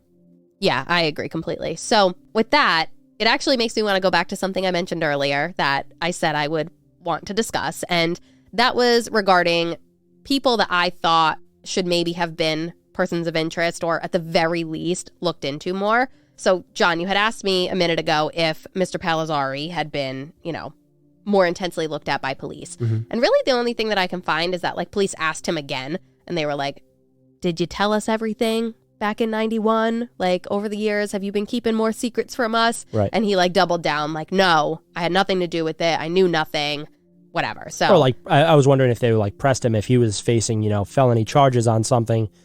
And maybe if he gave up some info, he would get a lighter sentence. Doesn't seem that way. Yeah. It doesn't. So obviously Greg's now like, he's at the top of my list. Like, I'm interested in Greg. He was at the top of my list without, like, making huge presumptions. Yeah. But, a girlfriend, and you're putting out a $25,000 reward. Yeah, like, the whole thing with the reward, like, I'm sure everyone listening is like, but you posed it as he being a nice guy, and, like, he was helpful. I'm always a pessimist, so I'm always looking like, until you prove me that you're not sketchy, yeah, you come off more sketchy than you not. might be. Yeah. But either way, I'm like, I thought he was a sketch from the very beginning, but I wasn't going to portray that to everybody because then that almost ruins like the natural progression of the case. Because if you lived in 1991 and didn't know this about him and you were learning about the story then, it's like, I don't know. I just wanted to keep the story cohesive exactly how you would have heard about it. Yes. So I want to go back for a second to Ken Main's videos because he does not seem to think that Greg's involved. He doesn't think drugs are involved at all in this case. And I gotta say, that's one big thing that I really just did not agree with because there were too many connections to the drug scene as, like, I kept learning more and more about this case. Like, in the beginning, it was like, that's weird. He's putting up a $25,000 reward. That's kind of a lot of money. Then it was, now we're finding out Brenda did struggle with drug use. Okay. And then we're finding out that one of these sketches was to and from most likely a client of Greg Palazzari's. And then later on you find out that he's a drug dealer. Exactly. So it was like there were drugs at every turn. So the whole thing for me is like Brenda decided to get clean in December of 1990. And we know that's right around the time that she decided to move in with Greg. Did she not know about his drug dealing? Or like did he maybe potentially get her into drugs because they were dating for 2 years prior? I don't know, like the whole thing, like that stood out to me, that time frame. Yeah, and it's strange that there are so many connections to either drug use or the sale of drugs, which is found later on. Yeah. To totally write it off and say, hey, it's not at all involved in her disappearance. Yeah. Well, I mean, authorities working the case haven't said that. That was just Ken Main's and his opinion. That's what I was referring to. Yeah. I don't know. Well, you remember how you asked me before if Brenda's sister Iris had said anything, about what she thought? Yep. Well, once all this stuff came out, she was like, that motherfucker. Yeah, I mean, I thought it probably had something to do with drug dealing. Yeah. And she told the Center Daily Times, quote, I feel that she knew something that someone didn't want her to get out, end quote. Mm. So what I'm thinking is that maybe Brenda knew something about Greg's business dealings. Or found out about it. Maybe put up a stink. Someone saw something. I don't know. Like, who knows how they met? Maybe they were out and, like, at a bar or something, and cocaine was passed around that night and whatever. Then she's like, oh, I want to get clean. Maybe they used together for a little while, like when they went out and partied, because it's more of a party drug. Yep. And then she's like, oh no, I want to get clean. And she knows nothing about his sale or potential sale back at the time. Yep. And then she finds out about it. And she was like all pissed off about it, maybe. That's a possibility. And then he's like, well, I'm not having this chick that I'm just dating blow up my whole spot. Yeah, it's possible. Yeah. Also, while you were just talking, I sent you a picture of Greg so that you know what he looks like. It's always good to put a face to a name. And then I also sent you pictures of what Carl's Bad Tavern looked like. What, like the side of the business looked like, as well as the sign in the front. That is a terrible sign. Oh my God, it's horrible. It looks like somebody just graffitied I over thought it. someone graffitied it. And then when I was researching this, I was like, oh my God, has it been called Carl's Tavern this whole time? And that's just like graffiti? But it doesn't seem that way. But I was very confused by that. Yeah. But yeah, so that's like what the establishment looked like. Again, everyone listening, these will be on our socials and our website. Yep. Okay. Greg looks like your Average. Standard Italian man. He does. He definitely does. Yeah. I mean, the last name. If the last name didn't give it away, the way he looks definitely did. Right. All right. So I also wanted to bring up another person that gave me a weird pit in my stomach, and that was Carl. So, First of all, I know, John, you had a different opinion on this, but I was like, why is he letting this woman who hasn't even worked for him for more than 2 weeks close up his bar and work by herself? Then I'm thinking, all right, he offered her this job. She didn't go looking for it. Then he's having her work these super slow shifts. And why is he not talking to these reporters? Why did his bar go out of business the same year Brenda went missing? I mean, again, I'll say it like I said it before, I'm just asking questions, but I don't know. He gave me like this weird little pit in my belly. And something else about him is that everywhere you see anyone like talk about Carl, he's called Crazy Carl. And I Carl. Yeah. And I Googled him like in relation to this case, and there were some things that popped up regarding violations against other businesses he owned, like strip clubs and other things like that. So there was just like, he could very well be connected to Greg in the drug scene itself too. So yeah, I was if he owns a bar, that. he owns a strip club. Mm-hmm. Maybe it's a smaller community, but it wouldn't surprise me to know that multiple business owners could have been in on this together. Yeah. I sent you a picture of him too, so you can see what he looks like. Oh, He's the more interesting character. Oh, geez. He looks like a wannabe pimp. Yeah. So he was another one that I had, as like a, this is kind of weird. He's making me feel a little sketchy. And especially once I learned about the stuff with Greg and the drug dealing, I'm like, well, if he's owning this strip club and he had the bar, I mean, these are all perfect places for all of this drug dealing to go down. Exactly. So, it just was like a weird connection to me. Something that I just thought was like, did police look into this a little bit more? I don't know. I think we're still missing motive. And I think if Greg was involved and he had all these other people working with him. Yeah. To either abduct or kill or both Brenda. Yeah. The only motive seems to be that Brenda found out about the business dealings if he was a drug dealer back then. Yep. And he thought that was a threat to him. Mm-hmm. Yep. Totally possible. And the last person that I want to bring up is someone that I didn't really even know existed until I watched Ken Main's videos. And full credit to him on this, because I would have never known about it unless he had spoken about this.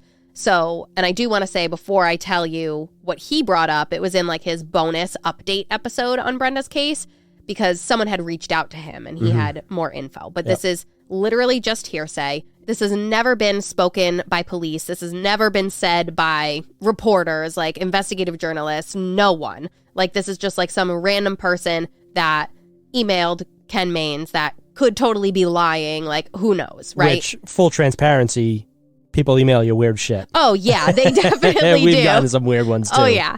But it was so interesting, obviously, to him to put out this update on it. And it was something that, like, stuck with him, that it's like, how can we not talk about it? Because it was just, it's so interesting. So apparently there was this guy named Rodney, and he was like a silent partner with Carl in, I think, Carlsbad Tavern. I don't know about like the strip clubs or any other establishments that he owned, but apparently this person that emailed Ken Maines said that they were a dancer at one of these clubs, and she remembered Rodney being like this weirdo. And she told Ken via email that Rodney used to take the boots or the shoes off the dancers after a long night and would give them foot massages.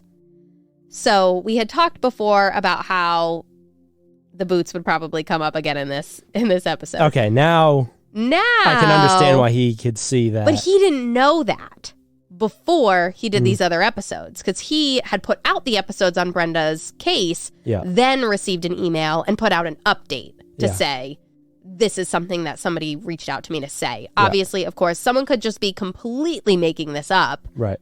Like, we don't know if this is true or not. Or it could be completely true. Yeah. So I wonder if, like, the reason why he wanted to put out an update video on it was because he thought this could be a signature, this could be like a weird fetish, and now he's hearing of this guy who's supposedly in cahoots with these other two guys, and he's got this weird foot thing. I wonder if he ever got any more information from anybody else. Well, he got more information, apparently, I believe. From, like, more dancers? No. So I don't think any other dancers ever came forward to him, but he did this video, I think, like 11 months ago, so maybe he's gotten something in the meantime, I'm not sure. But I guess there was also this whole thing with I believe the same dancer that was emailing him, and she said something about one of these contractors that came to the bar that day, and apparently he saw Greg, Rodney, and Carl all in the bar and never told police. Interesting. Again, I wonder if it was the same contractor that did all the cigarette vending for all of the businesses. Yeah. So he didn't want to be like in the bad graces of the didn't want to like snitch, be like, oh my God, this girl's missing, and now I like said something. It could be that, or it could be a complete and total bold-faced lie. Right. We really don't know, and that's the thing that like sucks about that kind of info. But it's more info that we haven't gotten from anybody else. Exactly. So I was like, how can you not talk about that? Because before I even had known about that, I already had a pit in my belly about Greg and Carl. They made me uncomfy. Yeah. So now that like I'm hearing more things about them and like how there could potentially be these weird business dealings, maybe they were connected in the drug scene, like all this other stuff. So I don't know. I just thought it was a little sketchy, but I thought, the info that he got from this person was interesting enough to him to put it out there. Yeah. So why would we not talk about it? Yeah. And then I don't know if we'll have to spend a ton of time on theories and stuff, but it just came to mind too that if Greg was involved in drug dealing back then, and maybe he was in a worse spot than people thought, and whoever was like above him knew that he was dating Brenda, and in order to get to him or to like threaten him, they went after her, and maybe he wasn't involved in wanting her dead. Yeah. But it was like collateral damage because of his other business dealings. Yeah. With, other drug dealers. Totally possible.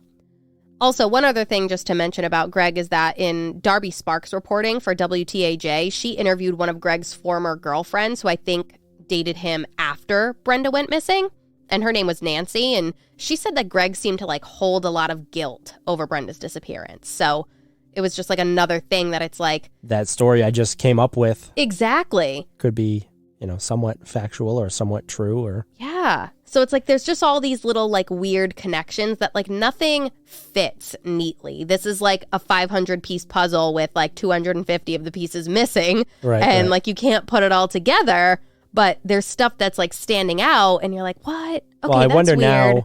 now that Ken has this information, if he provides it to the investigators, if they can track down, Rodney and all these other people. I wonder, because he's from that area. I wonder if Rodney was also a drug dealer and he's like, oh, he's a silent partner. Yeah. But he's not a silent partner because of the standard business, he's but putting the up dirty business. The money. The money or the product. Yeah, exactly. So, but the thing that I find weird is that police apparently have ruled out Greg.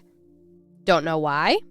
Yeah. Don't know if they know more that we don't know. Yeah. I mean, maybe again, it was like what you said before, where it's like maybe he didn't actually have involvement, but it like still involved his him. Actions. Like, yes, exactly. That's a good way to put it. Put a target on her back. Yeah, but they ruled him out.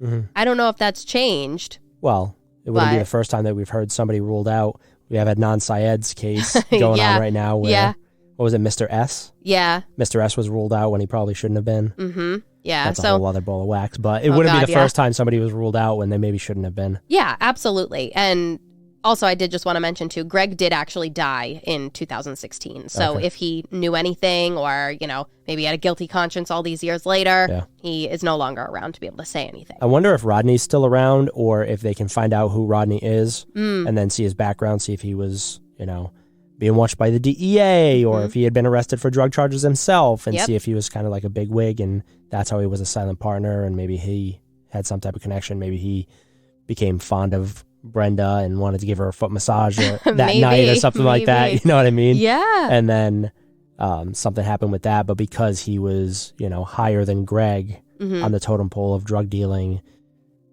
Greg couldn't say anything because then he'd be next. Yeah. And who knows? Like, who knows who was above Greg if he was, in fact, dealing back in 91? Because obviously that would have changed 18 years later. Yeah. And who they believed was his dealer was actually arrested alongside him. So they arrested 3 guys. Yeah. One that I think was like kind of along the same lines as Greg, and then one guy that was like one above. Yeah.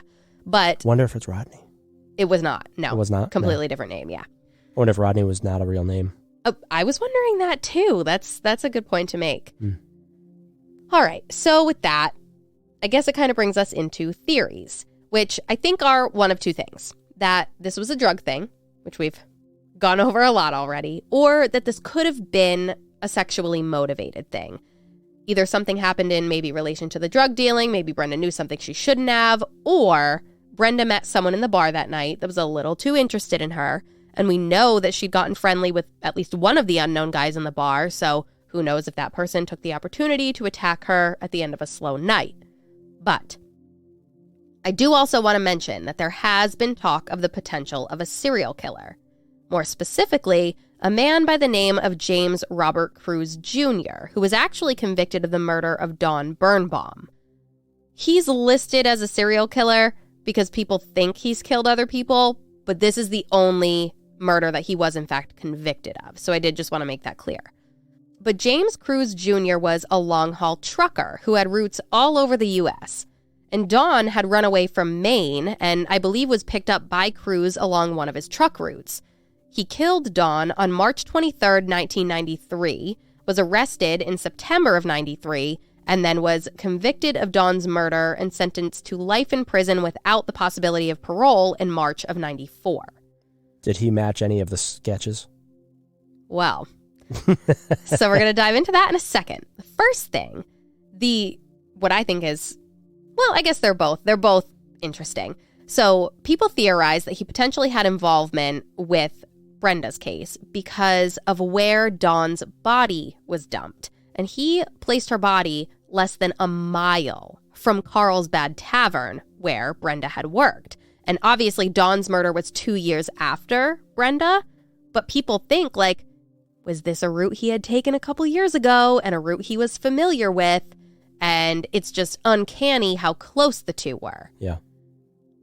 But the thing that's even crazier, though, is how alike this dude looks to the sketch of the younger guy. So, John, I'm going to send you a side-by-side of him next to one of the sketches. And for everyone listening, this photo will be on our Instagram and our website if you want to take a look at the uncanny resemblance, in my opinion. Okay. He's got a dirty face. I could see. Yeah. That's what struck me immediately. I could see it, but the hair, too. Yeah, like the hair, the way it's parted, like the thin lips, the shape of his nose, his eyebrows, like, that's uncanny. Yeah, that's pretty wild. Right? Maybe. I know. There's so much. It's so interesting to look back on like other cases that we've done because sometimes you have no information, so you have like no idea where to go with it. Yeah. Like with Amy Baker. Oh my God, yeah. It's like there's no information, I don't know where to go. Yep. Versus now we have so much information that you can speculate on.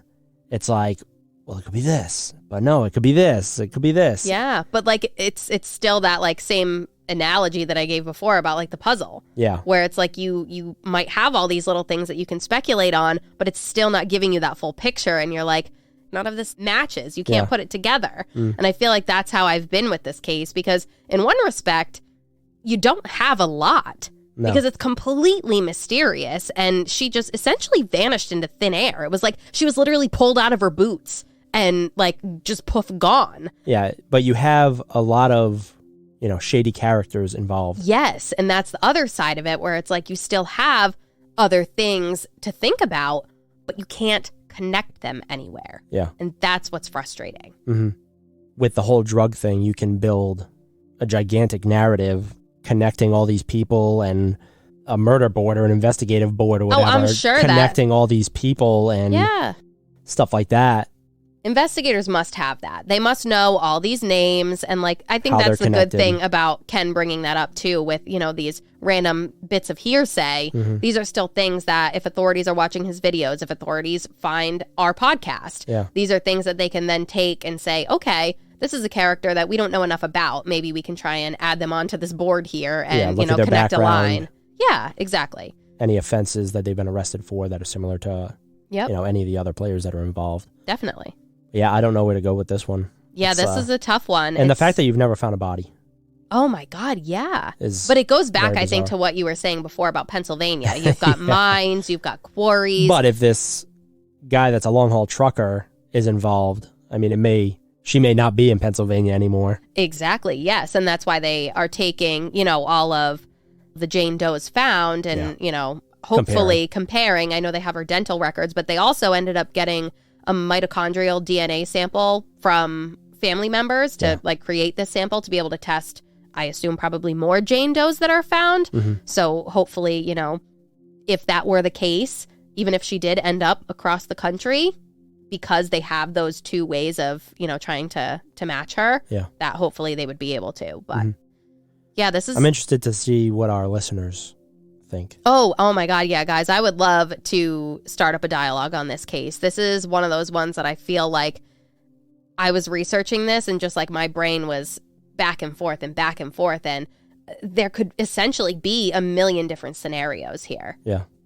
But yeah, I don't know, John, if you've been working through your questions you're left with, or if you seemed very invested in really just listening this time. Yeah. No, as far as questions we're left with, obviously there's a million, but mostly it's, trying to identify or positively identify any people from the sketches. That would be ideal. See if you could ever identify Rodney. Yep. Our investigators, under the assumption that it's a drug-related thing, not necessarily, drug use, but the business dealings of Greg. Is there any connection there? Yep. I want to know, what's up with Carl? Why didn't he speak to the press? Has he been interviewed by authorities? Is he one of those 6 people that's been given a polygraph? Well, if he owned a bar, he owned a strip club, he probably knows plenty of unsavory characters. If he was involved in the sale of drugs as well. Mm-hmm. He's not going to want to talk to anybody about anything because he doesn't want to be in the media. But then why is Greg out here talking it up? He essentially has to. I guess, yeah. Early on, at least, it was a direct connection to him. It was his live-in girlfriend at the time. But then why did the tavern close? Is it because there was a connection to Brenda's disappearance, and then maybe one of these unsavory characters that was potentially involved was like, nah, man, we're not doing this anymore. I'm not providing product, or I'm not providing money, or I'm not doing whatever. It could have been a business dealing if, this wasn't... You had made a comment before about how the bar was not in an ideal location. Yeah. To get all these college kids in, so it couldn't have been doing great. Yeah. If they made that type of comment, or if whoever it was made that comment where it's like, oh, clearly he wouldn't hire more people to work alongside. Right, everyone, but I'm thinking along the lines of, could this have been used as money laundering? Oh, good point. Yeah, that didn't even cross my mind. That's a good point. Dealing. And now because this happened, it's bringing too much heat onto the business. Too much attention, yeah. Too much attention, and it's just you got to cut your losses and close the business down because... It's a good point, yeah. Maybe that's why. Yeah. Interesting. Yeah, there's a lot of questions. If you came up with more information and told me something about one of the ideas or theories, I'd be like, okay, maybe I can go with that one now, or maybe I go back to this one without a little bit more concrete evidence put forward by police, it's all a guessing game at this point. Yeah, that's the tough thing. And I did just want to mention, too, just before we wrap up, that there have been mentions that Brenda's case could potentially be connected to multiple other disappearances that had happened in the area. And those were of Cindy Song and Joey Offit. But from what I could tell, just like a brief overview of those cases, there was just such a time, like a long span of time between when they each went missing, where it's like, how could someone missing in 1991 and then someone missing in 2000 and then someone missing, another 10 to however many years later all be connected and potentially be connected by the same person? That just feels like such a long time in between for those to have been connected. Yeah, so, it's like in the absence of evidence, you're trying to grasp at straws to say, oh, maybe these are connected. Yeah, because no one's boots were left in a room, in the same type of way. And Cruz was already arrested and in prison. Yeah. So it's not like it could have been him in this area. Right. So it was just one of those things where it's like, I can see why someone might say like, oh, it's weird. They all literally pretty much lived in the exact same town. Yeah. But what else do you have that, to put forward to further connect that them. idea. Exactly, yeah. So I just didn't want to end the episode without at least bringing that up. Mm-hmm. Brenda Condon has been missing for over 31 years. She's missed out on so many things with her family, including the birth of her grandchildren, one of which her daughter named after Brenda in her memory. Her remains have never been found, and there don't appear to be any good leads in recent years to assist in the investigation to find her. Her family does think that she is no longer alive, but that doesn't mean that someone shouldn't come forward with what they know. Brenda deserves to rest in peace and be given a proper burial. This has got to be eating at your conscience if you know anything about what happened to her. Do the right thing and get this off your chest all these years later. The current detective on Brenda's case said it best. Quote, "You never really forget about it, and you're always hoping that maybe tomorrow that one break will come. It's going to be a case that never goes away." If you know anything at all about what happened to Brenda Condon in the early morning hours of February 27th, 1991, or have any information in her case, regardless of how small, please contact the Pennsylvania State Police Rockview Station at 814-355-6020 or Pennsylvania State Police, the Police Bureau of Criminal Investigation Missing Persons Unit at 717-783-5524.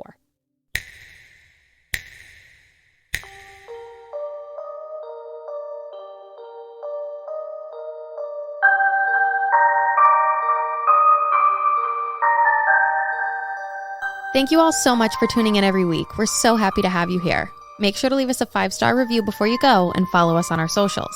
You can follow us on Instagram at wicked.deeds.podcast and on Twitter at wickeddeeds. Don't forget to visit our website, wickeddeedspodcast.com, to take a look at any photos from this episode and view our source material. But most importantly, tune in next week for an all-new episode.